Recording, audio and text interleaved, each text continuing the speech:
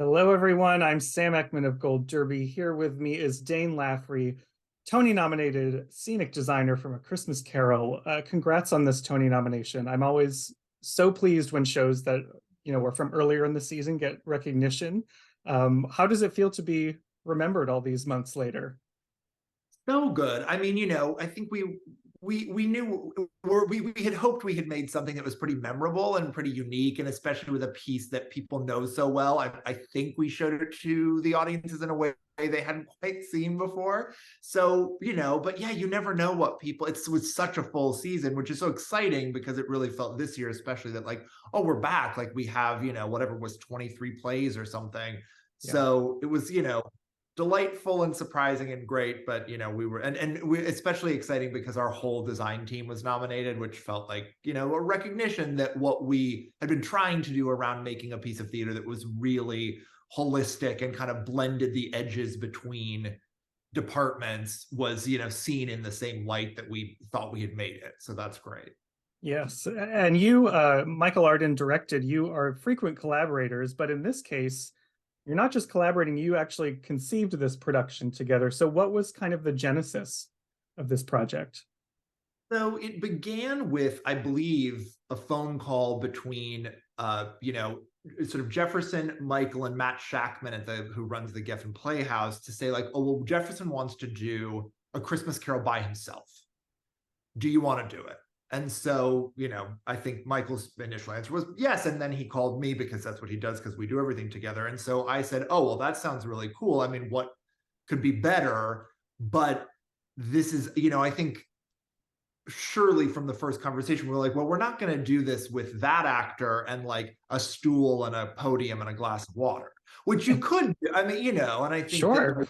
this sort of, I mean, and it's an extraordinary story to tell. And that is, part of Jefferson's inspiration for wanting to do it is that Charles Dickens did it himself numerous times. And he did it in New York. I believe he did it at Town Hall, where he would like read some cutting of the story at, as a sort of form of entertainment, as a form of theater. And so I think that was in Jefferson's mind, certainly. And so we, shortly after like becoming involved, we both flew to LA to meet with Jefferson.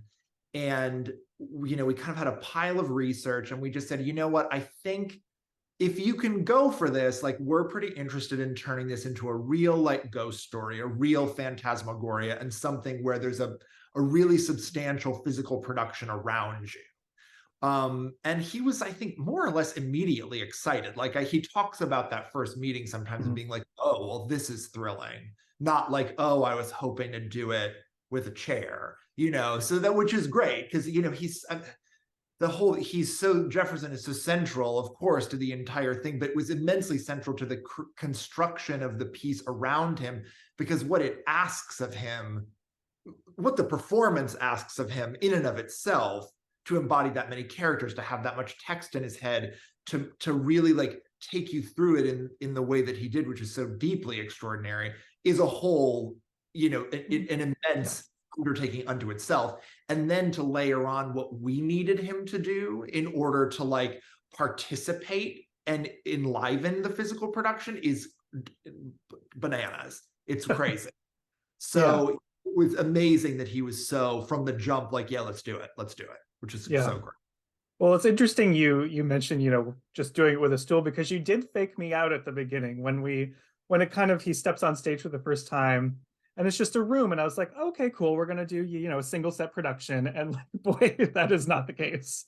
So was that always the fake out at the beginning? I think so. I mean, I think, on a practical level, like any kind of one person show, of which I've weirdly done a lot over the years. I've done a lot of work with like David Greenspan, and, there's always you gotta get the audience used to it a little bit, because it's super weird, like it's not how we necessarily like understand theatrical action, or you have to really like work your way into it. So it felt important that first counting house scene was a little bit introductory. Like we're going to kind of like give you this impression of space, because none of the spaces in the show are especially real, actually. They're all, even when they're kind of fully formed, they're all a little like off, which also feels important because you got to like, except for Scrooge's bedroom, where Scrooge is the only person in Scrooge's bedroom, and you don't have to ask questions about like, where is this person in space in relation to the other person, which is a whole thing with one person shows. It's like, we kind of needed to like ease you in and go like, okay, well, he's Scrooge and he's also Bob Cratchit and he's also Fred, his nephew, and he's also a couple guys who want money from him, and he's a little boy singing a carol on the street, and you got to get used to that. And so we give you, you know, the audience like the sort of length of that first scene before Scrooge goes home to sort of get acquainted with the vocabulary and just start to really hear the language, which is not, you know, it doesn't immediately hit clearly. It's like it's Dickensian English, like it's dense. So, and it's all Dickens. Like there's no adjust. I mean, there's the text is cut, but it's not Sure. altered. So, you know, you just takes a minute, and then, you know, as soon as he starts to walk home, well, then the whole thing gets going, and from there it doesn't stop. I mean, it doesn't really stop from the beginning because there's a lot going on even while he is like in that first position. But then it's like you kind of press a button and it just goes. Yeah. And what I thought was really amazing and interesting about the way you did that was that the scene, you know, the set is constantly transitioning, but a lot of those transitions, like I almost described it to people as like a puzzle that disappears into the darkness and reemerges as this brand new thing. Like you often don't see the transition. What is going on, you know, behind the scenes of that to make that happen? I mean, the most is the answer. Most. I think the show had like, it's something like 30 automated effects, which is everything from like walls sliding, turntable, deck tracks, flown pieces, ceilings that come and go. You know, it really is like it's a shapeshifter. And it also involves some really, you know, peculiar asks of the stage crew in terms of what they are doing. Sometimes, you know, always hidden. Sometimes they're standing and they can see the entire audience because it's so dark. And sometimes they're hidden behind things, but the things are moving. And, you know, it's a real like dance. It's a real ballet. It's kind of like a little watch or something, you know, it's like it's really, really complex. But as you say, I think what's most important about that is that our desire was not to sort of like show you our hand and go like, oh, well, look at us. Isn't this just the most technically, you know, magnificent thing you've ever seen? Please watch it move. It's like, no, we don't, we want it to be a word we always come back to with this piece is unreliable. We want the space to be unreliable. Scrooge is on very unsteady ground through this whole thing. You know, as soon as he starts to walk home and he comes to his door knocker and he sees, you know, Jacob Marley in it, this guy's like really, really about to have a dark night of the soul, and he does not know what's coming next. And we kind of want to lens the audience's experience that way so that the space really, you really ideally, and I think your reaction and a lot of people's reaction, which we're very happy about, is that you really can't tell what's happening, that you're just sort of, you're kind of sometimes in this like very mercurial space, and then a place kind of just crystallizes briefly, and then it goes and it changes. And like what it takes, it is a machine, but unlike a lot of shows that really want to show you the machine, we don't want to show you the machine. We don't want you to know about the machine. We want you to listen to the story because that's what's important, you know? Yeah, very effective. I think maybe the only time that you do see something you know, change is that glorious Ghost of Christmas Present scene where there's the huge golden table. It's like with I think probably the, you know, biggest, boldest use of color in it.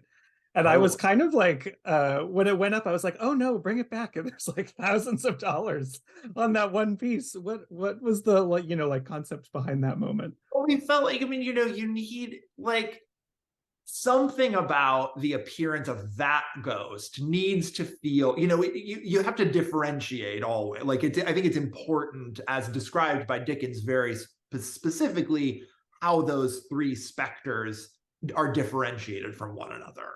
And the Ghost of Christmas Present, though it takes a really dark turn at the end, which a lot of productions don't, about the like creatures emerging from his robes that are ignorance and want. Like it goes really dark, but it begins as this sort of like, you know, he's a kind of Dionysian figure. And so we wanted to just like have a moment of kind of visualizing that and giving you know, Scrooge come Jefferson, the whatever, like something to just kind of like really marvel at. And then, you know, but as sort of at the pace that the show moves, that thing, like the staircase, like just like they come and they go, and that's that he's on the journey.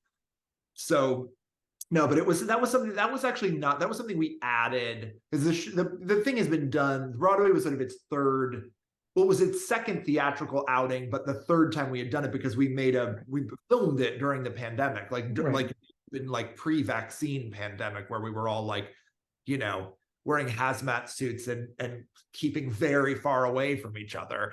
And it was added for that iteration. I think mostly because when we did it at the Geffen, we didn't have the same kind of space available, so that was done in a much simpler way, and it never felt satisfying, which is, and it's partly why perhaps we found this thing that was a little divergent from the rest of the vocabulary, because it felt like we kind of did, you know, we did a version of it, but it kind of came on the turntable, and it just didn't feel like it had the right oomph. Like it needed to be ecstatic somehow. And that installation is in bonker. I mean, it's like, there's like a bunch of taxidermy on it, and there's food and candles and Christmas trees, and like, and it has the flavor of like, because again, you have to acknowledge, I think, with A Christmas Carol, that almost every person who is seeing it has seen it before in some form or other. You know, it's like A Midsummer Night's Dream. You know, it's like one of those pieces that everybody has a little baggage with. So it feels like when you choose to dial in or out a little bit of that, like, you know, holiday visual, was something that we had fun with, you know. But it actually is like, has a weird, I mean, those things hit really like sentimentally for people. So it felt like to bring in this kind of like three-dimensional explosion of bounty and joy and Christmas felt really important as a thing to like visualize and shift the sort of tone of that section of the piece, you know. Well, I should also mention that there's projection designs and projection mapping that are really intertwined with your set. You're nominated alongside Lucy McKinnon, who did those, and it's, you know, it's so intricate. Like there's that moment where the walls are like literally decaying around Scrooge. What was your collaboration like with her? Because it seems like they're so intertwined, your elements. You know, so tight. And I think it actually in this particular case, because as we know, projection design doesn't have its own Tony category. I wonder when that changes. But like, so, you know, sometimes projection designers come attached to the set, sometimes with the lighting, and sometimes it doesn't always make sense, frankly. And I think in this case, it makes perfect sense. Like he tried so hard to make those things indistinguishable from one another, so that because there's a lot of video in that show, and a lot of the architecture is made up of video surfaces. So we can, but I hope, and I think we did handle it really, really subtly, so that like there's like a little bit of wallpaper in Scrooge's apartment, and it does change a little bit on Christmas morning when that space just gets like a little realer and it's not haunted anymore. And, you know, so it's like stuff like mostly things that are really, really subtle. And a great deal of what we were trying to do was integrate our work so intensely that you really didn't, again, read it as a like digital element, which has the danger of starting to feel quite like slick or modern, you know. And I think, well, I love that moment that you describe about the like, you know, this a transformation of a space, and it does, it's just this very beautiful, simple kind of painterly thing, but you don't really read it, you know, in the same way. And I think like we had a lot of fun, you know, kind of fooling people a bit about what was video and what wasn't, especially when we got to the, you know, Christmas future at the end, and how that, you know, turned from one to the other, I think was exciting. Yes, absolutely. Well, I didn't even, you fooled me, because I didn't really realize anything was video until the decaying of the wallpaper. I was like, oh, they must have done something with video there. Right. That's good. Yeah. No, and there's a bunch of video in the show before that. Yeah, like it's, that's great. Well, I should also mention that you and Michael collaborated a second time this season with Parade, which is still enjoying a really great run right now, and I think could not be more different design-wise than A Christmas Carol. What does that do for you as a designer? You're constantly like hopping between these very disparate worlds. Well, every project is different, right? And I think what differentiates it for me is that my collaborations with Michael, which are it's the vast majority of the work I do, regardless, are different because we have such a depth of shared vocabulary. We've worked together for so long, we know each other so well, and we've done so many projects together that it really feels like we are building a shared body of work that is inevitably in conversation with itself. And so depending on how you delineate that, it's interesting to see how the pieces like have similarity or don't. There's one show that we have that's coming up that like feels like a sister piece to Christmas Carol a bit in the way that it moves. It's another thing that wants to feel like an almost impossible puzzle. Whereas Parade is like, a very, very different approach to material. And certainly, as you say, I think they actually, interestingly, couldn't be more different, because Parade, from an aesthetic standpoint and sort of the ethos of the production, is all about showing you everything, eliminating artifice, like showing you where something, where the in terms of the historical photography and the photos of the actual people who are, characters in that story, juxtaposed with the sort of like fictionalization of them on stage, that, there's no illusion there. That is just, that is presented to you very dryly. Whereas Christmas Carol is all about what you don't see. It's about hiding things from you and only showing you the sliver that you need to, like, understand how this journey is progressing, while still being like on really like unsure footing about what's coming next, and that it's really like has like scare factor to it. But no, I think Parade is exactly what it should be. That there's no, we've talked a lot about, like, in a show like that deals with such incredibly challenging, troubling material, right? That, like, if it existed in a more literal space, or a more sort of like had a more cinematic approach to how we move from location to location or whatever, not only would it really bog the piece down, but it puts you in sort of like uncomfortable territory where suddenly, like, if you've got the big tree on stage, does Leo have to hang from the tree? And then what does that mean? Because you can't actually do that. So then you're presenting something that is neither real nor actually like especially visceral, but also is a very disturbing image that I'm not sure we need to see. You know what I mean? It's like the way that I think that comes through in like the juxtaposition between how we actually handle that moment, and then the images, which are extremely graphic, but there's a distance to it, that feels that feels like it is the right kind of emotional journey to guide an audience through, I think, because it's hard. That material's hard. So no, I think it's like it's exactly what it should be. Nothing more, nothing less. Yeah. Well, I think both productions are exactly what they should be. So great, fantastic work this season, both Christmas Carol and Parade. Thank you so much for joining me, Dane, once again, and everyone who's out there watching. Keep with us this season. There's plenty more conversations just like this. Thank you, Dane. Thank you, Sam.